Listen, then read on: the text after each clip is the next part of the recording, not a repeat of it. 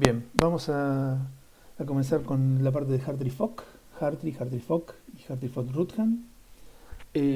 Lo primero es repasar, esto ustedes bueno, ya lo tienen que haber visto en Físico-Química 2, el concepto de unidades atómicas que en realidad surge a partir de un intento de llevar la ecuación de Schrödinger para un sistema atómico o molecular a una versión adimensional, ¿sí? Vamos a ver una aproximación al problema diferente de la que a veces se da en Físico-Química 2. Tomamos como punto de partida el hamiltoniano para el átomo de hidrógeno, ¿sí? Vamos, una cosa simple, no vale la pena complicarnos. Si tratamos el hamiltoniano para un átomo más complicado o para una molécula, la cosa no cambia en absoluto, es exactamente la misma. El hamiltoniano es este y la ecuación de Schrödinger es, bueno, obviamente la que está acá abajo, ¿sí? Entonces la idea es hacer un cambio de variable de x y z a variables adimensionales, x', y' y z', donde cada una de las variables adimensionales está multiplicada por un factor lambda, que es justamente el que lleva las unidades de longitud, ¿no es cierto? Es decir, si yo paso, por ejemplo, de x a lambda por x', donde x' es adimensional, bueno, las unidades de x, que son unidades de longitud en este caso, no se pueden perder en el camino, sino que tienen que quedar volcadas, en este caso, en este parámetro lambda, ¿sí? Entonces, la idea es que en la ecuación de Schrödinger que tenemos originalmente, donde tenemos x y z, vamos a reemplazarlo por x', y' y z', teniendo en cuenta obviamente el factor de conversión que es lambda. Entonces, en el caso de el término de interacción coulombica del electrón con el núcleo, simplemente reemplazamos R por lambda por R', y acá fíjense que el término del nabla cuadrado, digamos la energía cinética, como es una derivada segunda, la derivada digamos dos veces con respecto a las coordenadas, bueno, aparece un lambda al cuadrado acá dividiendo, ¿sí?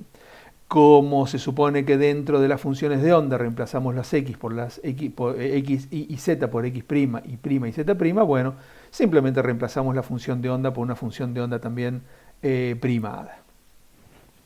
Hay una cuestión que es interesante, ¿sí? Si ustedes reparan en esta diapositiva, fíjense que yo saco a la función de onda, digamos, como una especie de factor común fuera del paréntesis, ¿no? Algo que ya había hecho acá arriba. Eso significa que todo lo que tenemos en el paréntesis tiene que tener unidades de energía, ¿sí?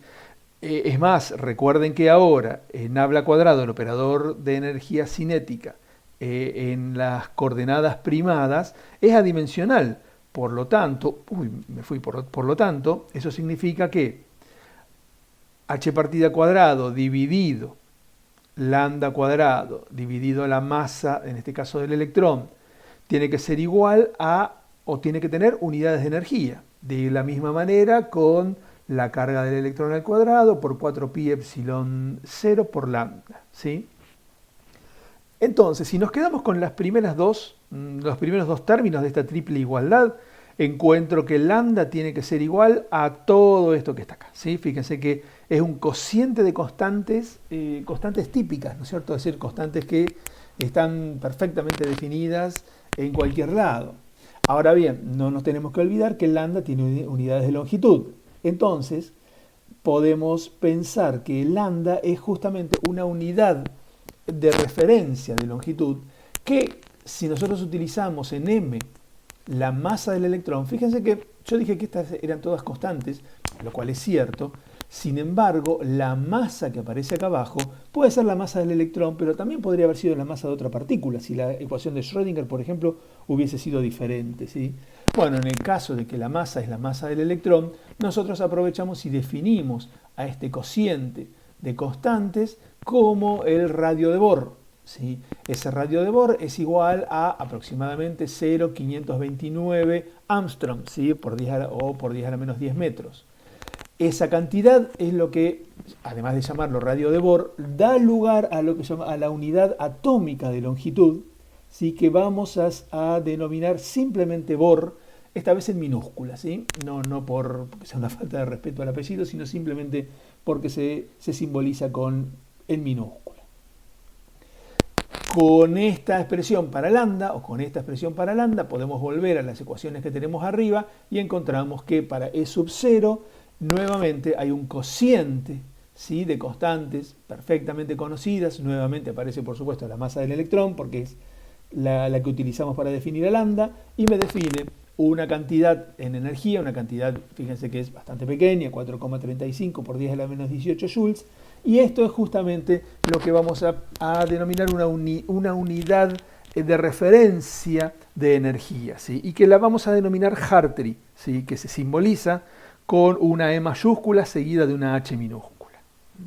Entonces, si volvemos a la ecuación de Schrödinger y reemplazamos el valor de lambda que encontramos en la diapositiva anterior, me va a quedar una ecuación de Schrödinger bastante más compacta, ¿sí?, en donde dentro del paréntesis aparecen todas expresiones adimensionales, aparece E0, ¿sí? Y entonces lo que yo puedo hacer obviamente acá es dividir a ambos lados de la igualdad por E0. Desaparece E0 del lado izquierdo de la igualdad, y del lado derecho de la igualdad me aparece una E', que es, por supuesto, como ustedes se imaginarán, E dividido E0, es decir, una cantidad adimensional. Esta es justamente la ecuación que estábamos buscando. Una ecuación en donde ni las variables que me permiten definir el hamiltoniano, en este caso x', y', z' a través de r', o bien E', que sería la energía, son cantidades adimensionales, ¿sí? Ahora bien, también tenemos una manera distinta de ver este procedimiento. Nosotros en la diapositiva anterior llegamos a que hay una cantidad, digamos, por ejemplo, lambda tiene unidades de longitud y lo asociamos con algo que nosotros llamamos el radio de Bohr, ¿sí? Lo mismo con E0. E0 tiene unidades de energía y tiene además un valor bien definido de energía. Eso significa que nosotros podemos pensar que tanto lambda como E0, o si quieren ustedes, A0 y E0, son en realidad factores de conversión entre unidades, ¿sí? Uno podría pensar, por ejemplo, que lambda es un factor de conversión entre metro y Bohr, es decir, que su unidad en realidad, en lugar de ser metro, es metro sobre Bohr, ¿sí? Si fuese metro sobre Bohr, entonces, ¿qué pasa con las variables de longitud primadas, x', y', z' o r'? Pasan automáticamente a estar en Bohr. Lo mismo si E0, en lugar de venir dado en joules, viene dado en joules sobre Hartree. Eso significa entonces que E' necesariamente tiene que venir dada en Hartree, ¿sí? Entonces, bueno, esa es una definición alternativa también de las unidades atómicas, ¿sí? Las unidades atómicas, nosotros resolvemos una ecuación de Schrödinger en donde donde supuestamente es adimensional, es decir, no aparece ninguna de las constantes típicas. Esas constantes típicas en rigor es como si valieran 1, ¿sí? Y al hacer que esas constantes típicas, por ejemplo, h partida, la masa del electrón, 4pi por epsilon 0, la carga del electrón, todas valen 1, ¿sí? Todas valen 1. Al valer 1, eso automáticamente convierte a la longitud en Bohr y a la energía en Hartree. Pero bueno, acabamos de ver también una manera diferente, ¿sí?, de obtenerlas, simplemente escalando las variables de longitud, ¿sí?, x, y z. Bien, vamos a escribir ahora en unidades atómicas, vamos a aprovechar que las acabamos de ver, el hamiltoniano, en este caso es un hamiltoniano no relativista, y además, digamos, tampoco está sujeto al efecto de ningún campo externo, campo eléctrico o campo magnético, ¿sí? En este caso tenemos un sistema molecular absolutamente general, en donde está formado por m núcleos y está formado por n electrones, ¿sí? Entonces fíjense, tenemos un hamiltoniano que contiene 5 términos, ¿sí? El primer término es la energía cinética de los electrones, el segundo término es la repulsión entre los electrones, el tercer término es la atracción entre núcleos y electrones, el cuarto es la energía cinética de los núcleos y el quinto es la repulsión entre los núcleos. ¿Cómo podemos resolver la ecuación de Schrödinger? Nosotros, si ustedes recuerdan, en Fisicoquímica 2 había un truco que usábamos mucho, que era que cuando teníamos una función de onda que dependía, por ejemplo, de dos coordenadas, la separábamos, expresábamos a la función de onda como el producto de dos funciones de onda, donde cada una de ellas dependía de una de esas coordenadas, ¿sí? Bueno, eso es lo que vamos a intentar hacer ahora. Vamos a ver que nos vamos a encontrar con una complejidad y vamos a ver cómo se resuelve y quiénes fueron los que propusieron esa resolución. Intentar resolver, si nosotros pudiésemos resolver una ecuación de Schrödinger como esta, que dependiendo de R minúscula y de R mayúscula, coordenadas de los electrones y coordenadas de los núcleos respectivamente, tendríamos toda la información del sistema al mismo tiempo. Accedemos a información sobre los estados electrónicos, sobre los estados vibracionales y sobre los estados rotacionales. Lo que pasa es que es una tarea, primero, que es enorme, complejísima, y cuando hablo de enorme y complejísima me estoy refiriendo a sistemas que son sistemas súper sencillos, ¿sí? Si nosotros pensamos en alguna molécula con un tamaño más o menos considerable, una molécula de un cierto interés práctico real, bueno, resolver esta ecuación es directamente imposible, ¿sí? Cuando yo puse acá abajo en la última frase de la diapositiva la palabra enorme, bueno, ustedes pueden reemplazar tranquilamente la palabra enorme por imposible. Justamente hacia finales de la tercera década del siglo pasado, Born y Oppenheimer, un científico alemán y un científico norteamericano, ofrecieron una solución que hoy en día es la que se conoce justamente con el apellido de ambos, ¿sí? La aproximación de Bohr-Oppenheimer. Fíjense que nosotros reescribimos ahora el hamiltoniano de manera un poco más compacta, digamos otra vez los 5 términos, por supuesto, ¿sí? Eso no cambia nada, pero bueno, de una manera un poco más compacta. Las T siguen representando los operadores de energía cinética y las B los operadores de interacción coulombica. Proponemos esta separación de la función de onda, ¿sí?, en dos funciones de onda, donde una depende solo de las coordenadas electrónicas y la otra depende solo de las coordenadas nucleares.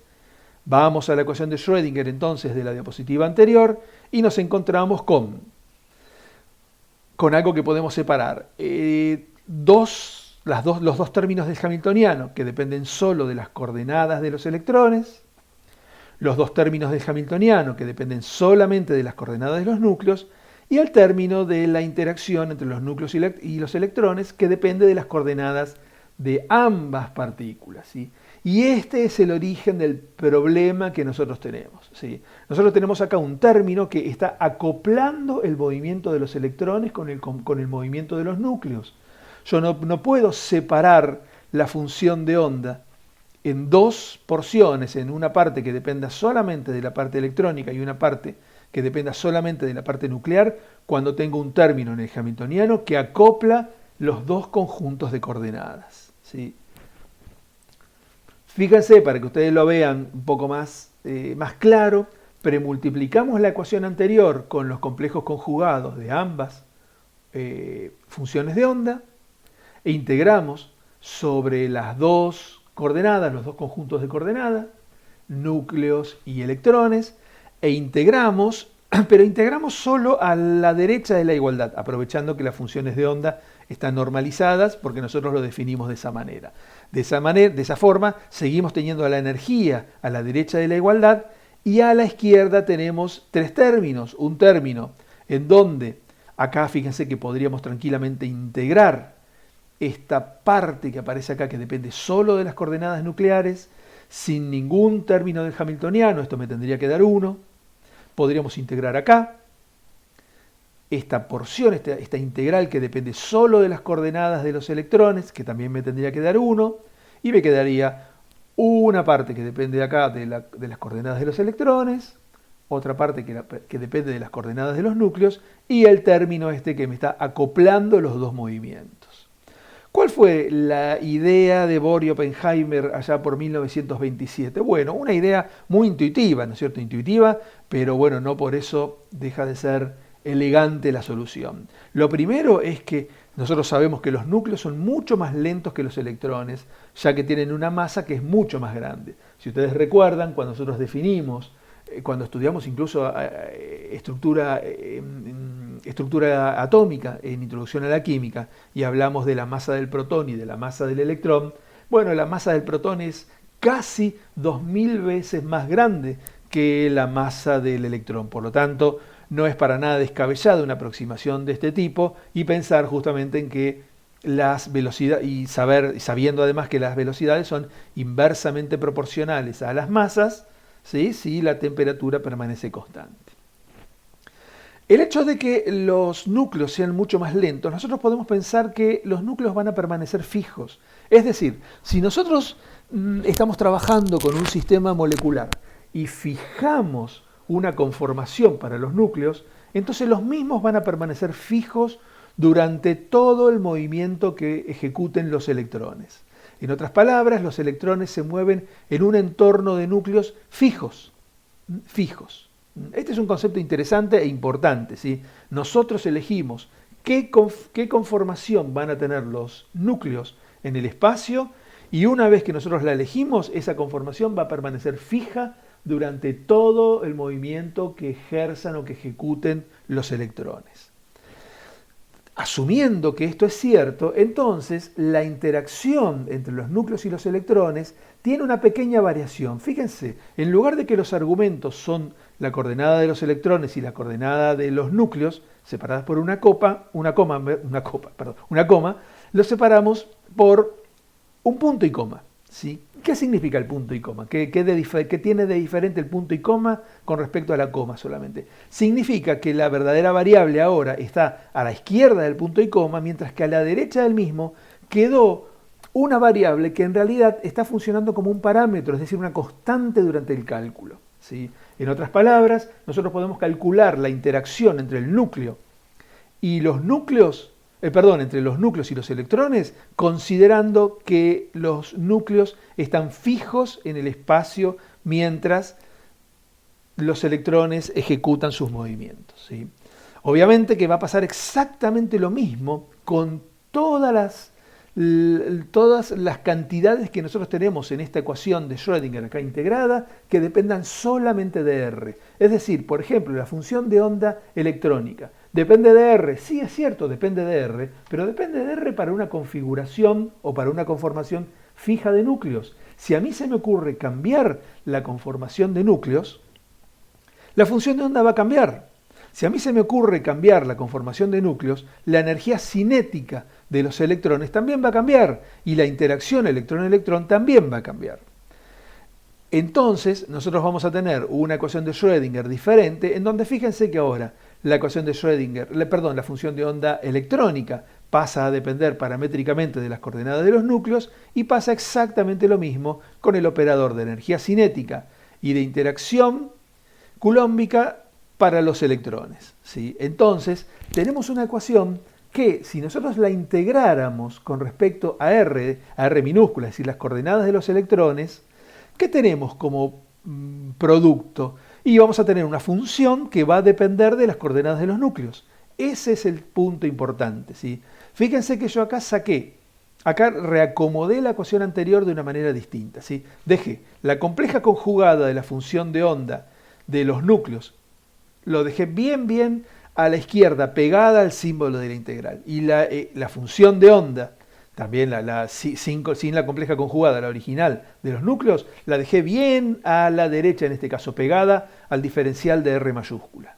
Y entre paréntesis tengo la energía cinética de los núcleos, la interacción núcleo-núcleo y además tengo la integral, ¿sí?, que tiene que ver con el problema puramente electrónico. Es decir, que si yo ahora me concentro justamente en esta integral que aparece acá, vemos que, lo que les comentaba hace un ratito, al resolver la integral vamos a tener algo que evidentemente es una energía, pero ya no es exactamente una constante del sistema, sino que depende de la conformación que hayan adoptado los núcleos. Es decir, que si a mí se me ocurre cambiar algún núcleo de lugar, yo debería volver a esta ecuación y debería volver a resolver la integral para encontrar un nuevo valor de energía electrónica. A este valor SVN justamente la vamos a denominar energía puramente electrónica o simplemente energía electrónica. Y no tenemos que olvidarnos de lo más importante, que es que depende de las coordenadas nucleares. Entonces, fíjense, si volvemos a esta ecuación original, ahora, ya que todo esto que estaba en la integral se reduce a un término E sub n dependiendo de R, pasamos a tener como energía potencial la suma de la energía electrónica más la interacción núcleo-núcleo, el valor medio, por supuesto, de ese operador.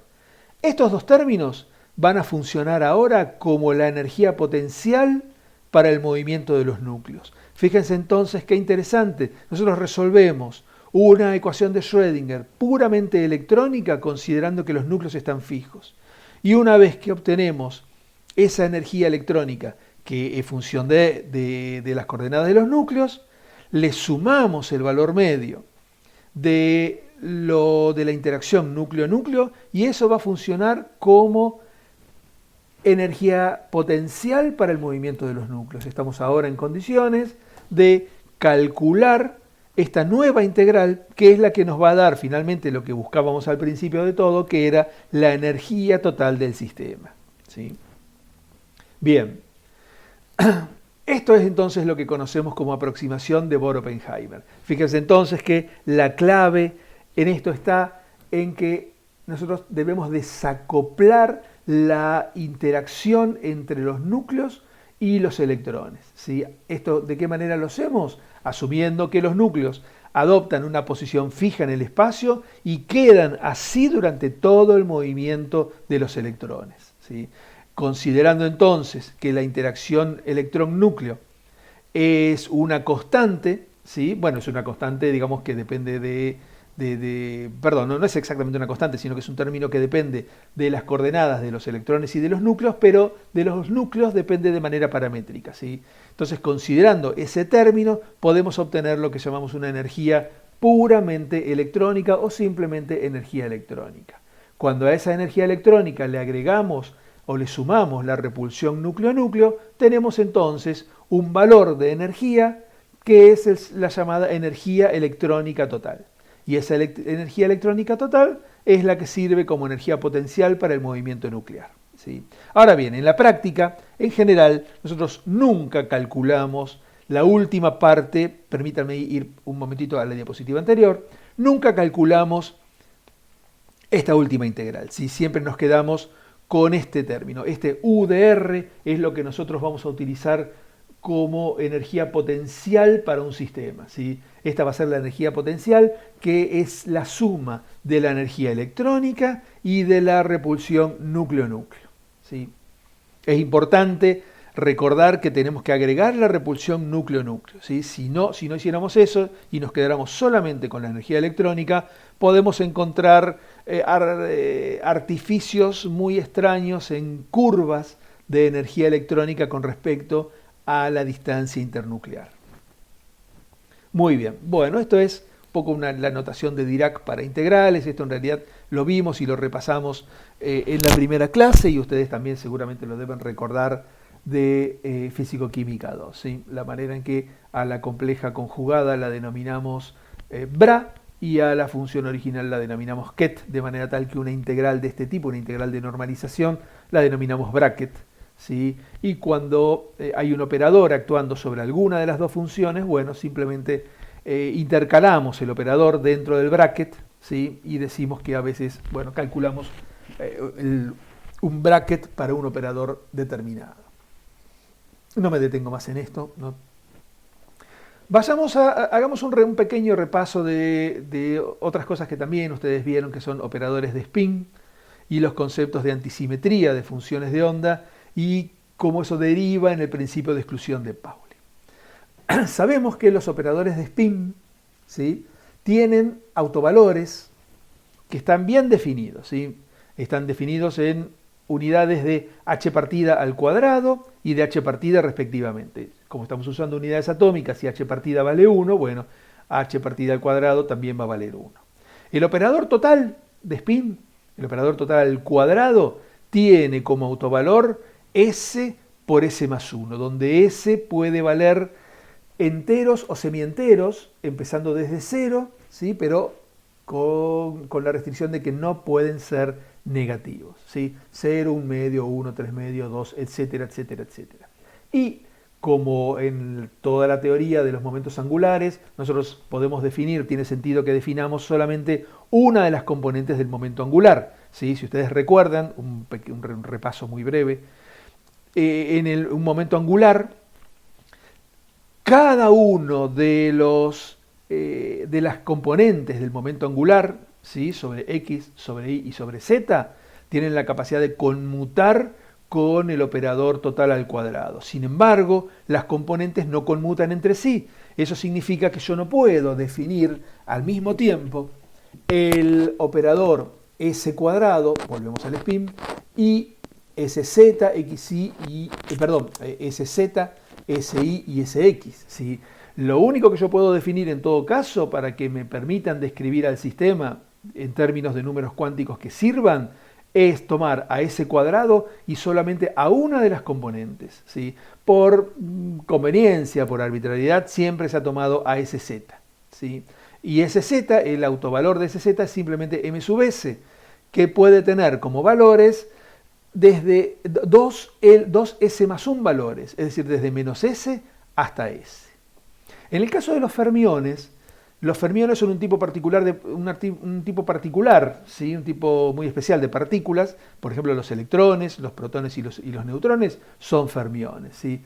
S vale un medio, ¿sí? Un medio. Eso significa entonces que M sub S, los únicos valores que puede adoptar son, por supuesto, menos un medio y más un medio. Entonces, tenemos dos autofunciones solamente para los operadores de spin, que los denominamos alfa y beta, ¿sí?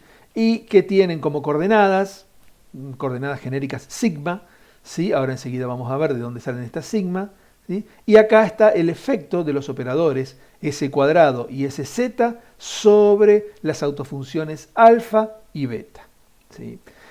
Además tenemos la particularidad de que ambas autofunciones forman un conjunto completo, por lo tanto es un conjunto ortonormal, ¿sí? Es decir, que nosotros podemos expresar cualquier función de spin en términos de las funciones alfa y beta. Bien, ¿qué pasa con los operadores de permutación de coordenadas? ¿Se acuerdan cuando nosotros vimos en el seminario anterior la manera de representar el cálculo del determinante de una matriz, que lo podíamos hacer de una manera más compacta utilizando una especie de operador de permutación? Bueno, es muy parecido a esto, ¿sí? Es muy parecido a esto. En el caso del calcular el determinante de una matriz teníamos un operador de permutación que era mucho más general. Acá nos quedamos en un operador de permutación de solamente dos coordenadas, ¿sí? Imagínense que tenemos una función cualquiera, W, que depende de las coordenadas tanto cartesianas como de spin, ¿sí? De dos partículas. Entonces el operador de permutación de coordenadas lo que hace simplemente es intercambiar las coordenadas de las dos partículas cuyos índices aparecen como subíndice en el permutador, ¿sí? En el operador, perdón. Este es el efecto que tenemos del operador sobre una función determinada. Ahora bien, podremos preguntarnos si un operador como un operador de permutación, ¿sí? De un par de coordenadas, tienen conjunto de autovectores y autovalores. Y si lo tienen, ¿qué condición tienen que cumplir? O por lo menos, ¿qué condición tienen que cumplir los autovalores? Fíjense, nosotros lo que estamos pidiendo es que exista una ecuación de este tipo, donde el operador P12 actúe sobre una función, ¿sí? Una función W de 1, 2, y me devuelva exactamente la misma función multiplicada por un escalar. ¿Cuánto vale A? Bueno, no sabemos, pero hay una cosa de la que yo estoy seguro, que es que si aplico el operador de permutación de dos partículas, lo aplico dos veces, entonces lo que tengo que obtener es el sistema original que yo tenía, ¿sí? Fíjense, si yo aplico el operador permutación a la función W, 1, 2, obtengo W21. Si vuelvo a aplicar el operador permutación a esta función, obtengo W12, que es lo que teníamos originalmente. Eso significa entonces que aplicando dos veces el operador permutación de las partículas 1 y 2 a la función W1 y 2, deberíamos tener exactamente la misma función que teníamos al principio, multiplicado por su autovalor, pero ahora el autovalor va elevado al cuadrado. Ahora bien, esto tiene que ser igual a la función original, en todo caso multiplicado por un operador que es simplemente 1, ¿sí? Ese que no tiene absolutamente ningún efecto. Por lo tanto, el autovalor A del operador permutación de las coordenadas de dos partículas tiene que valer más 1 o menos 1, no me queda otra, es la única posibilidad que yo tengo, que al elevar al cuadrado me dé un 1, ¿sí?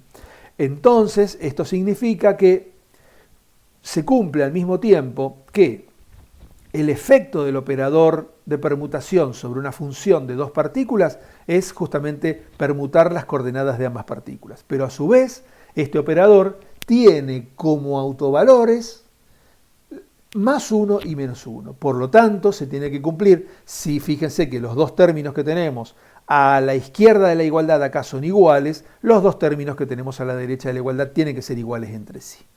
Por lo tanto, se cumple que si la función original que tenemos, la W12, es igual a la función con las coordenadas permutadas, entonces decimos que la función es simétrica frente a la permutación de coordenadas. Mientras que, si como efecto de la permutación de las coordenadas, ¿sí?, sobre la función original, lo que tenemos es una función con las coordenadas permutadas pero multiplicada por menos 1, decimos entonces que la función es antisimétrica frente a la permutación de coordenadas. En 1925, Pauli fue el que encontró que los fermiones deben poseer autofunciones que sean antisimétricas frente al intercambio de las partículas, ¿sí? Esa es justamente una derivación de lo que nosotros conocemos hoy como principio de exclusión de Pauli, y que dice que dos fermiones en un mismo sistema no pueden tener todos sus números cuánticos iguales. Tienen que al menos diferir en uno, ¿sí? ¿Por qué? ¿Cómo hacemos para derivar del concepto de coordenadas a números cuánticos? Bueno, es muy simple. Fíjense, ¿cómo especificamos nosotros el estado de un electrón en un átomo, por ejemplo? Mediante los números cuánticos n, l y m sub l, ¿sí? Si además tenemos en cuenta el spin, entonces el estado de un electrón en un sistema atómico, por ejemplo, va a estar perfectamente definido por 4 cantidades: los números cuánticos n, l, m sub l y m sub s, ¿sí? Bueno, eso es equivalente a las coordenadas, entre comillas, de un electrón, ¿sí? El principio de exclusión de Pauli lo que me dice es que no puede haber dos partículas que tengan exactamente los mismos 4 números cuánticos iguales en un sistema, ¿sí? Fíjense que si fuesen iguales, eso significaría entonces que, debido a la necesidad de que la función sea antisimétrica, W de 2,1 sería igual a menos W de 1,2, pero como los números cuánticos o las coordenadas de 1 y de 2 son iguales, es lo mismo escribir W12 que W21. Ahora, si W21 es igual a menos W21, esto significa que 2 por W21 es igual a 0, lo cual no tiene sentido, porque me estaría diciendo que la función de onda es 0 en todo el dominio de las coordenadas de las partículas 1 y 2, lo que significa entonces que las partículas no existen. Bien, sabemos nosotros también de Físico-Química 2 que no podemos resolver de manera exacta, de manera analítica, un problema atómico y molecular que tenga 2 o más electrones, y que tenemos que recurrir a soluciones aproximadas, ¿sí? Puede ser la teoría de perturbaciones, puede ser el principio variacional, ¿sí? Bueno, en general nosotros lo que hacemos es tomar como punto de partida soluciones que ya conocemos, ¿sí? Que es lo que nosotros solemos denominar una aproximación de orden cero, ¿sí? Ahora bien, ¿qué es lo que podemos resolver de manera exacta? Y lo que podemos resolver de manera exacta es el problema de los sistemas hidrogenoides, ¿sí? El hamiltoniano. Para un sistema hidrogenoide podemos resolverlo de manera exacta. Entonces, esas funciones podemos utilizarlas como funciones base, ¿sí? Para poder encontrar las soluciones de sistemas más complejos. Claramente esas funciones hidrogenoides nosotros las encontramos para un problema de un único electrón, así que las vamos a denominar funciones monoelectrónicas. El primer intento por resolver un problema con 2 o más electrones se remonta a finales nuevamente de la tercera década del siglo pasado, finales de 1920, debido al trabajo de un norteamericano, Douglas Hartree, ¿sí?, que propuso como primera función de onda de prueba un producto de funciones de onda. Es decir, que si yo tengo un sistema, por ejemplo, de n electrones, entonces a cada electrón simplemente le asigno una función de onda, ¿sí? Y fíjense que, por una cuestión de simplicidad, el índice de la función de onda coincide con el índice de la coordenada del electrón que estamos considerando, ¿sí? Es un producto, es un producto. Acá yo estoy considerando simplemente las coordenadas, las coordenadas cartesianas, estoy obviando el spin.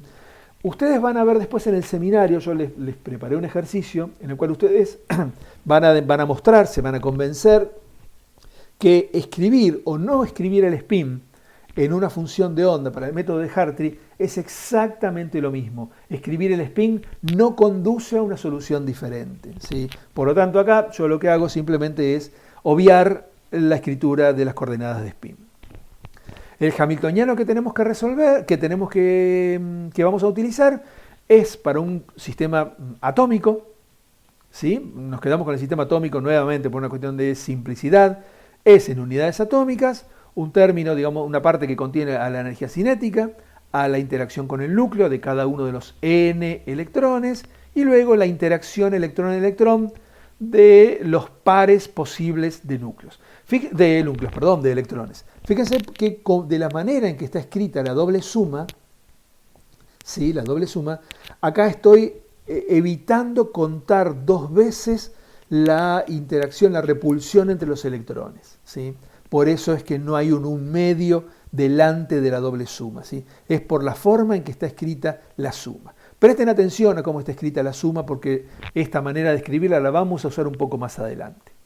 Es usual simbolizar con una H minúscula a toda la parte del hamiltoniano que depende de las coordenadas de un electrón y simbolizar con la letra G a lo que depende de las coordenadas de dos electrones. Hablamos entonces de un operador monoelectrónico, el operador H minúscula, y un operador bielectrónico, el operador G.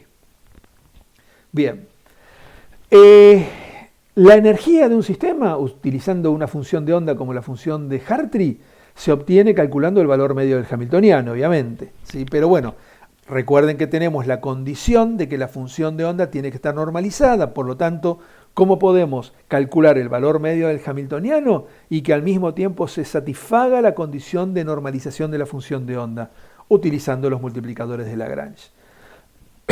Por lo tanto, definimos un funcional omega que incluye el valor medio del hamiltoniano y la condición de normalización de la función de onda que incluye el multiplicador de Lagrange, ¿sí?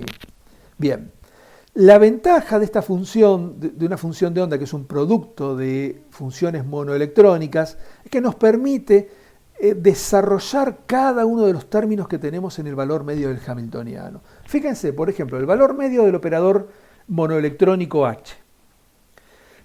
Vamos a tener n términos, donde cada uno de esos n términos va a ser el operador H actuando solamente sobre un par de funciones, ¿sí?, mientras que el resto de las funciones simplemente las podemos integrar porque van a ser integrales de, digamos, de normalización, ¿sí?, integrales de solapamiento, si ustedes recuerdan el término.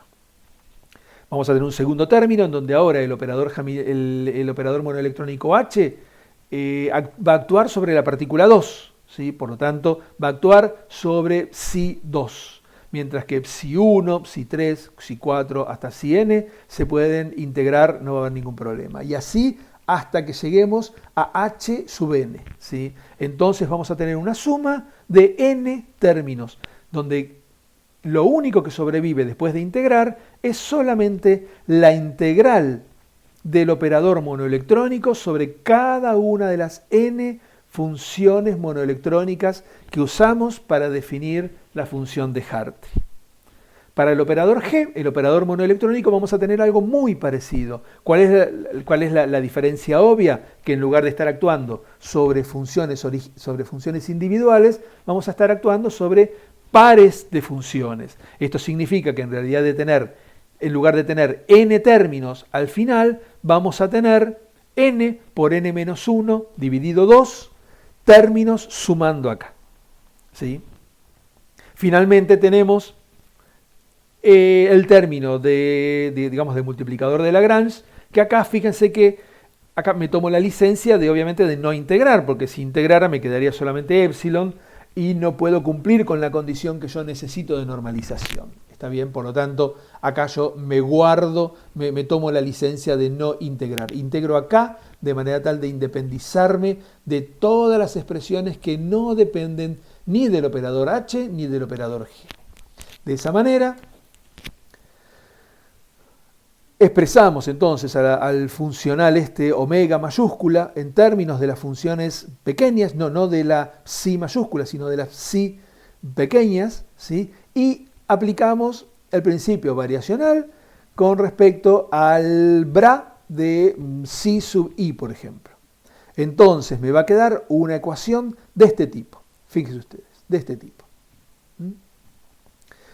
Tiene que estar igualado a 0, obviamente, porque es la manera que yo tengo de asegurarme que la función psi sub 0 sea realmente un valor, un punto crítico, ¿sí? Un punto crítico y que me asegure obtener un valor mínimo para la energía. En principio no sabemos que sea mínimo, sabemos que va a ser un punto crítico, ¿sí? Ahora bien, fíjense, esta función psi sub i en realidad no tiene nada de particular con respecto a psi sub j, psi sub k o la que sea, ¿sí? Por lo tanto, quiere decir que yo voy a obtener una ecuación de este tipo para cualquiera de las n funciones monoelectrónicas que yo utilicé para construir la función de Hartree. Por lo tanto, yo reescribo levemente esto que tengo acá, lo que tenía ya acá arriba igualado a 0, y lo escribo de manera distinta. Fíjense que hay una cuestión que es interesante, y es que el operador hi actúa sobre psi sub i, que lleva las coordenadas del electrón iésimo, ¿sí? Por lo tanto, todo este término depende de las coordenadas del electrón iésimo. Esta sumatoria depende de las coordenadas de cada uno de los electrones que están en el sistema, excepto el i. Y el operador g y j, recuerden ustedes que es 1 sobre r y j, es decir, que si yo resolviera esta integral, ¿qué me va a quedar? ¿Me va a quedar un número o me va a quedar una función que depende de ri? Me va a quedar una función que depende de ri. A esa función que depende de ri la voy a llamar b sub i. Entonces, ambas cantidades h sub i y b sub i son funciones solamente de las coordenadas del electrón iésimo, que multiplican entonces a la función de onda donde alojamos a ese electrón iésimo. Tenemos entonces, fíjense ustedes, una ecuación que es una ecuación que parece una ecuación monoelectrónica porque, o mejor dicho, es una ecuación monoelectrónica. ¿Por qué? Porque depende de las coordenadas de un solo electrón, ¿sí? Dependiendo del índice K que acá estemos utilizando, bueno, la función dependerá entonces de las coordenadas del electrón 1, del electrón 2, etcétera, etcétera, etcétera. Tenemos entonces, a partir de estas ecuaciones, de este conjunto de ecuaciones monoelectrónicas al que llegamos, hay tres conceptos que son muy importantes y que se van a repetir un poco más adelante cuando veamos el método de Hartree-Fock.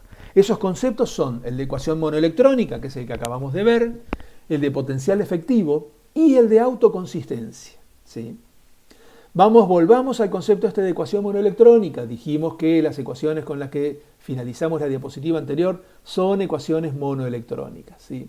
Y nos basamos en eso al mostrar, bueno, acá está mostrado de manera diferente, pero en definitiva es lo mismo, que B sub K, ¿sí? Este B sub K va a depender de las coordenadas del electrón késimo, ¿sí? Acá en lugar de decir R1, bueno, sí, está bien, puedo decir R1 tranquilamente, no hay ningún problema, ¿sí? Porque en realidad G es un operador que depende, digamos, de las coordenadas de los electrones 1 y 2 solamente. Bien.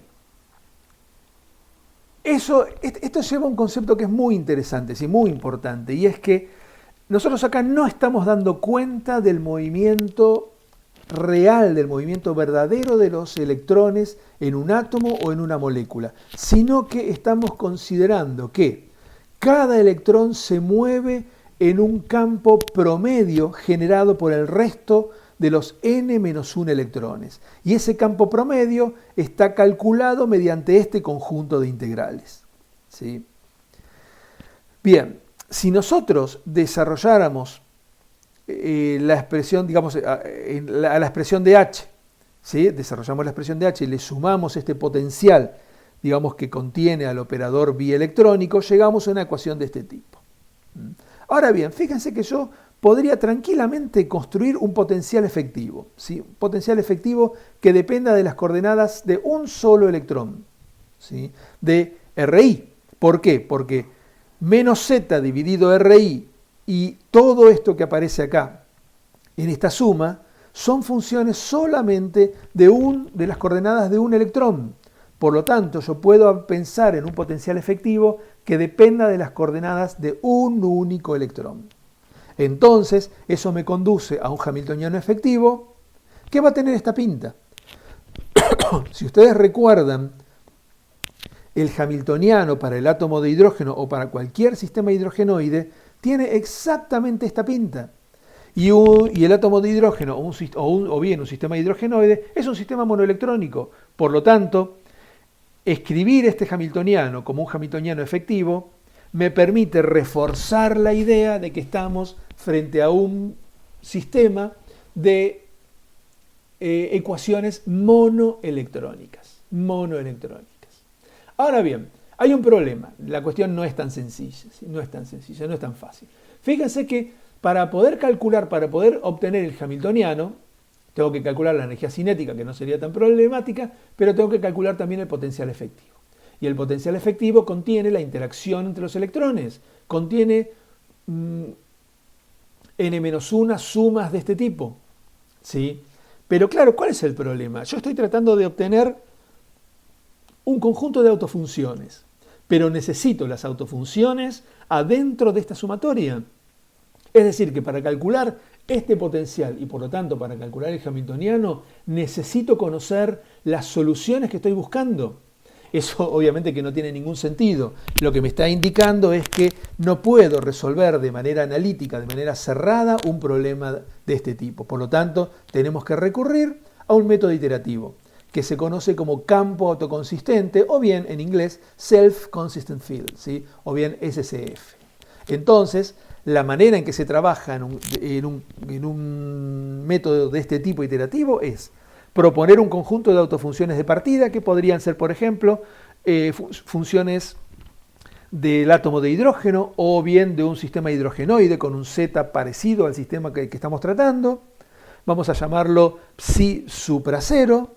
Con ese psi supra cero calculamos todas las integrales necesarias para construir primero este potencial y luego construimos el potencial efectivo y finalmente agregamos la energía cinética.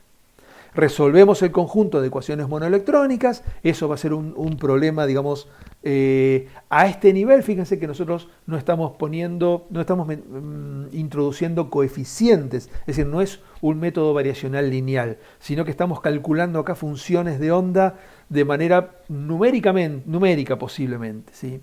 Entonces resolvemos el problema para obtener un nuevo conjunto de funciones monoelectrónicas que vamos a denominar psi sub 1. ¿Sí? Comparamos el conjunto 0 con el conjunto 1 y si el error entre ellas es menor que un umbral que nosotros fijamos de antemano, decimos entonces que logramos la autoconsistencia y detenemos el proceso. Si no, si el error es mayor que ese umbral fijado de antemano, volvemos al paso 2, reemplazando a psi sub 0 por psi sub 1 para calcular entonces nuevamente las integrales, luego el potencial efectivo y luego el hamiltoniano, resolver nuevamente las ecuaciones monoelectrónicas para obtener un segundo conjunto de autofunciones que vamos a comparar con el 1 y ver si ahora el error cae por debajo del umbral o no.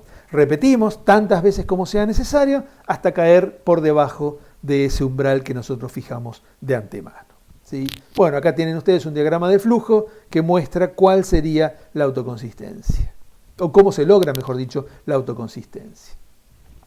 Hay una cuestión interesante y es cómo calculamos ahora la energía total de ese átomo, ¿sí?, al cual estamos aplicando el método de Hartree. Nosotros obtenemos un conjunto de multiplicadores de Lagrange, ¿sí?, que vamos a denominar autovalores de las ecuaciones monoelectrónicas, ¿sí? Entonces uno estaría bastante tentado de decir, que la energía debería ser la suma de esos autovalores. Sin embargo, si yo expando la suma, ¿sí?, reemplazando la expresión de estos autovalores de lo que teníamos en las ecuaciones monoelectrónicas, me voy a encontrar con esto, ¿sí?, donde H es el operador monoelectrónico y B es el potencial, ¿sí?, de la interacción entre los electrones. Acuérdense que este B sub I en realidad es una sumatoria sobre J, donde J va sobre todos los electrones excepto el iésimo. Entonces yo puedo reescribir este segundo término de esta manera, ¿sí? Ahora bien, esto es ni más ni menos que una integral de este tipo, una integral bielectrónica, ¿sí?, donde está el operador justamente bielectrónico, el operador G. Entonces llegamos a que la energía debería poder escribirse de esta manera si es que la energía se puede escribir de esta forma. Esta en principio es nuestra hipótesis, ¿sí? Ahora bien, ¿se acuerdan que yo les había pedido unas diapositivas atrás que recordaran cómo escribíamos la doble suma para la repulsión electrón-electrón cuando desarrollábamos el hamiltoniano con la función de onda de Hartree? Bueno, yo les pedí que hicieran eso porque fíjense que esta doble suma que aparece acá, que es esta que está a la izquierda de la no igualdad, es justamente diferente de la doble suma que aparece a la derecha de la no igualdad, que es el término que realmente me da la energía de repulsión electrón-electrón. Es una doble suma en donde, por la forma en que están acomodados los índices I y J, evitamos el doble conteo de la repulsión. En cambio, por la manera en que están desarrolladas las dos sumas, acá del lado izquierdo de la no igualdad, la doble suma está asegurada, estamos contando la repulsión electrón-electrón por 2. Es decir, que esta desigualdad en realidad se puede transformar en igualdad si multiplicamos por 2 el término que está a la derecha de la misma. Entonces, acá tenemos un error. Sabemos que la energía electrónica no puede escribirse de esta manera. No podemos multiplicar, contar por 2 la interacción entre los electrones. Fíjese que acá lo que hice fue, volví a escribir lo que tenía en la diapositiva anterior, solamente que el término que aparece acá, a la izquierda de la igualdad, lo reemplacé por el que aparece a la derecha. Entonces, la repulsión electrónica está contada 2 veces. ¿Cómo podemos resolver esto? Es muy sencillo. Fíjense, en lugar de poner un 2 acá adelante, ponemos explícitamente más una vez y más otra vez. Es decir, repetimos este término 2 veces, ¿sí? Y entonces nos quedamos, si ustedes recuerdan, este término es igual a la suma de los autovalores, ¿sí?, a la suma de los autovalores. Ponemos este término, como les decía recién, en vez de ponerlo más un 2 multiplicado por la doble suma, ponemos la doble suma y volvemos a repetir el término de la doble suma. Entonces, como el término del operador monoelectrónico, sumando una única vez a la repulsión electrón-electrón, es realmente la energía electrónica correcta, eso significa que a la segunda suma que tenemos acá debería pasarla restando a donde se encuentra la suma de autovalores. Es decir, que cualquiera de estas dos expresiones que aparecen acá me sirven para calcular la energía de mi sistema utilizando como función de onda una función de Hartree, ¿sí? Perdón, me fui al cuerno.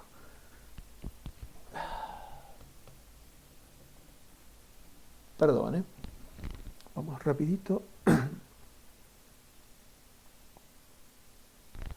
Fíjense, entonces, lo que tenemos es que podemos escribir a la energía electrónica con cualquiera de estas dos expresiones. Me da exactamente lo mismo cualquiera de las dos. Podemos aprovechar el conocimiento que tenemos de los autovalores y evitarnos calcular este término, o bien podemos calcular el término monoelectrónico y sumarle el término de la repulsión electrón-electrón. Lo único que tiene que quedar claro es que la energía no es igual a la suma de autovalores. Eso es lo que tiene que quedar en claro. Entonces, tenemos acá, podemos hacer un pequeño resumen de cuáles son las particularidades, cuáles son las deficiencias del método de Hartree. En principio tenemos un conjunto de funciones monoelectrónicas, que es un conjunto limitado, ¿sí? Por lo tanto, no es un conjunto completo. A pesar de que no es un conjunto completo, nosotros le pedimos que cumpla con ser ortonormal y lo utilizamos para construir la función de onda de prueba, que es la función de onda de Hartree, que es un producto de funciones de onda monoelectrónicas. Aparece un potencial efectivo, ¿sí? Un potencial efectivo que depende de las coordenadas de un único electrón, ¿sí? Por lo tanto, eso hace que el método de Hartree sea un método monoelectrónico, ¿sí? De manera tal que la interacción interelectrónica se calcula de manera promediada, sin tener en cuenta los movimientos reales, los movimientos que verdaderamente ejecutan los electrones. Ese potencial efectivo depende de las soluciones que estamos buscando, por lo tanto nos obliga a calcular, a resolver el problema de manera autoconsistente. Si nosotros reescribimos cada una de las ecuaciones monoelectrónicas, ¿sí? En términos del operador efectivo, de este potencial efectivo que tenemos más arriba, entonces llegamos al concepto de